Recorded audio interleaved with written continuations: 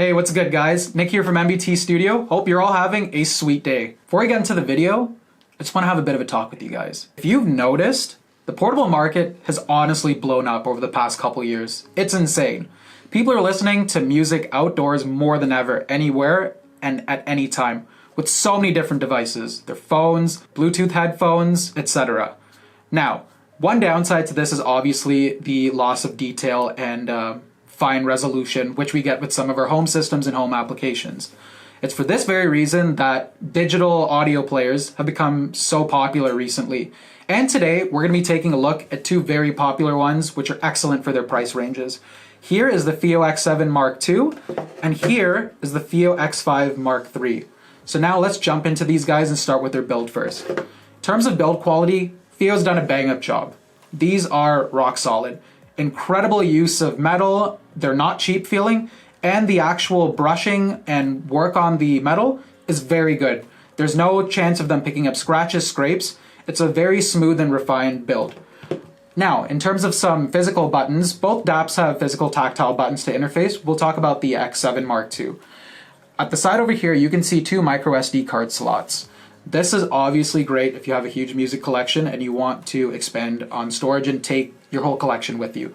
At the top, you've got you've got the power button and a line coaxial and optical out. So yes, you can go to the settings, hook this up to your regular audio system and have this function as a source and a DAC, which is obviously great and very convenient. At the other side over here, you've got a play pause button. You've got a nice clicky volume scroll wheel. It's a very satisfying scrolling sound. And you've got track up and track back. At the bottom over here, you've got a micro USB charging port, a balanced out, and a 3.5mm out. Now, in terms of the buttons, both of them share similarities, but the one cool feature that the X7 Mark II has is its support of module systems. You can see over here, there's a little screw, and you can actually unscrew this and install different modules, which Fiio sells on their website and Amazon. The module that comes stock with it is the AM3A, which obviously supports the balance in the 3.5, and it's great for general use for your balanced IEMs, your sensitive IEMs, and some easy to drive headphones. In terms of the output power of both of these, they are definitely a performance upgrade over your phone. They will output more juice, but it's not excessive. You won't get the same performance and power on tap as you would with the home amplifier. And it's for this reason I would recommend pairing them mainly with IEMs and easier to drive headphones. Now, looking at the software side, these both support full Android, which, thank you Fiio. For me especially, this is a huge plus. I'm primarily a streaming guy, so I love my Tidal and I love my Spotify. With full access to the Google Play Store, I can download Spotify, Tidal, even YouTube, and have such a large access of music that I don't currently have. I don't have the largest library, so I am very dependent on streaming services and offline storage for these services to get my fix. So great job, Fiio, for implementing it. I'd like to see more DAP companies implement Android access, or at least access to Spotify or Tidal, because so many users use it on the go. In terms of some other cool software features, both of them support Bluetooth. The Fiio X7 Mark II supports aptX, which is great, obviously. It's not a very lossless Bluetooth codec, and in terms of those times where you want a little bit more convenience, you can rest assured that the sound quality won't take a huge hit. In terms of the general sound of these differ primarily in the DAC chips that they use. The X5 Mark III uses an AKM 4490 DAC chip, and the AKM sound is very characteristic of a nice laid-back, smooth, yet detailed sound. It's very velvety, almost. Very easy to listen to, very non-fatiguing. It's not the most detailed, but it's just a very pleasant listen overall. On the flip side, stepping up to the Fiio X7 Mark II brings even greater performance with the ESS 9028 DAC chip.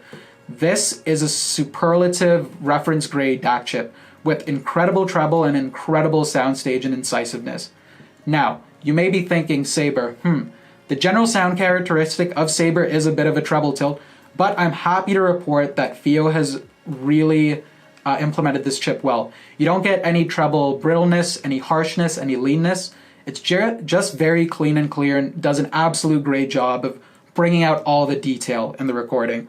Some awesome pairings I've used for both of these have been my stock AKG IEMs, which obviously have, not obviously, they have great performance for a set of stock earbuds. I was very surprised.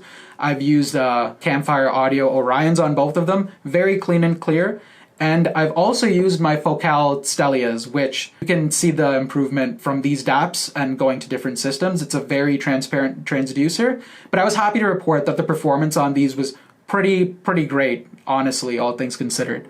Now, in terms of my final verdict, these are both solid players at their price, and I'd have a hard time finding anything that remotely compares.